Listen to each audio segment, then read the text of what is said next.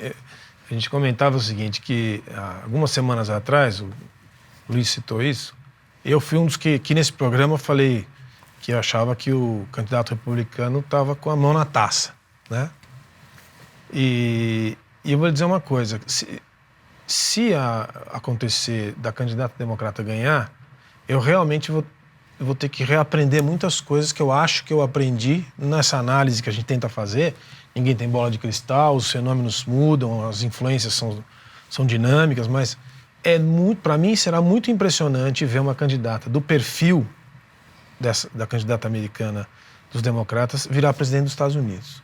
Eu me lembro, nos anos 90, quando Clinton virou presidente, que eu tinha uma visão também muito refratária ao Clinton. Eu falava, mas quem é esse garoto? A gente falava na época, quem é esse moleque? Toca saxofone. E vinha de um estado menos importante, Arkansas, né? E o Bush era 8 anos vice do Reagan, já tinha feito um mandato, era evidente que ele ia fazer mais um, herói da Segunda Guerra Mundial, era uma outra coisa. Chegou um tocador de saxofone, todo moderninho, com uma linguagem, eu falei, isso daí não tem chance. E levou. Surpreendi. Mas o fato é que, hoje, olhando para trás, você entendia, e o governo dele não foi ruim. Ele entregou os americanos, os Estados Unidos, em 2 mandatos, numa condição bastante relevante no cenário nacional e internacional. Aliás, temos a face oculta do casal Clinton na plataforma de assinantes. Mas eu acho que despersonalizando, né, assim, porque não é o Clinton, não é o Bush, mas é o que eles significam, né?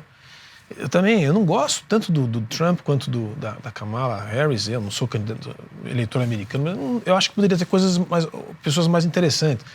Mas eu acho o que eles significam para os Estados Unidos da América. E eleger a Kamala Harris, para mim, é uma coisa assim, resultado de um fenômeno do nosso tempo, que pode se diagnosticar, identificar as diferenças como a gente identifica aqui.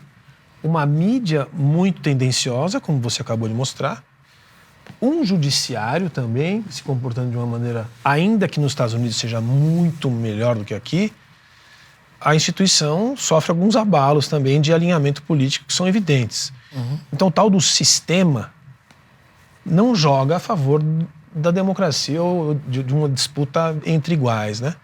O tal do sistema, sem conspiração, está jogando a favor dos democratas. E, assim, e se isso acontecer, é a prova, porque, você me desculpe, conhecendo um pouco a trajetória da candidata Harris, é uma espécie de Dilma piorada. Ela não consegue estabelecer um raciocínio claro, perguntas mais difíceis ela não consegue responder, e eu fico imaginando num tete-a-tete com figuras como Xi Jinping ou como Putin, o que é que seria para os Estados Unidos? Alguém vai dizer, não, mas não importa, a assessoria vai... Não é assim. Passa uma mensagem. Tem alguns momentos que é a pessoa que tem que tomar uma decisão. Ela é que está no conversa. Imagine uma conversa da Kamala Harris com Xi Jinping. Né? Ela vai ter que tomar decisões de raciocínio, de conversa. Eu não consigo ver. Então, assim, é muito preocupante para os Estados Unidos e para o mundo inteiro. Então, assim, de qualquer maneira, depois de um atentado, que é uma coisa muito marcante em qualquer época da história, já ninguém mais fala nisso, se esqueceu que o candidato quase levou um tiro na cabeça. Mas é um negócio tão... Para mim, muito surpreendente. Esse é um ponto que eu queria trazer, até dá a impressão que o Trump meio que saiu do noticiário, né? Um atentado, um tiro na orelha, e só se fala da Kamala Harris pra cá, pra lá. Não é nem que não estão falando mal, não estão falando nem bem nem mal do Trump.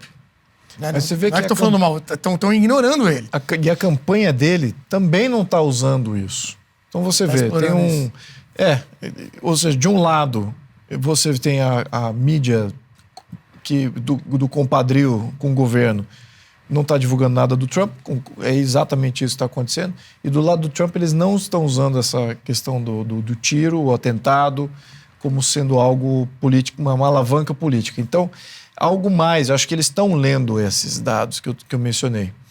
Porque muitos aqui acham que esses dados têm viés de pesquisa, eles não são dados de pesquisa. Eles não têm absolutamente nada a ver com intenção de voto e nada disso. São dados... Não são eleitorais. Exatamente. Não são de preferência do eleitorado a cada momento, porque as pesquisas nós sabemos. né? No melhor dos casos, ela tem um viés de esquerda, no melhor dos casos. Né? Na grande maioria, elas têm uma distorção absoluta do que o eleitor quer, então não é confiável. Então esse trabalho é um trabalho acadêmico, para você isolar fatores que não estão dependentes da pessoa, tudo associado ao governo, ou aquele momento político. E talvez até por isso, né? Conjunturais, exatamente. Conjunturais, né?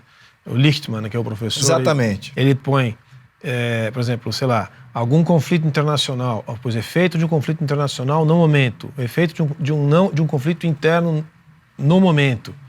Então, são coisas... Está tendo levante social, está tendo inflação explodindo, desemprego aumentando. É bem nesse nível, não vou falando do candidato.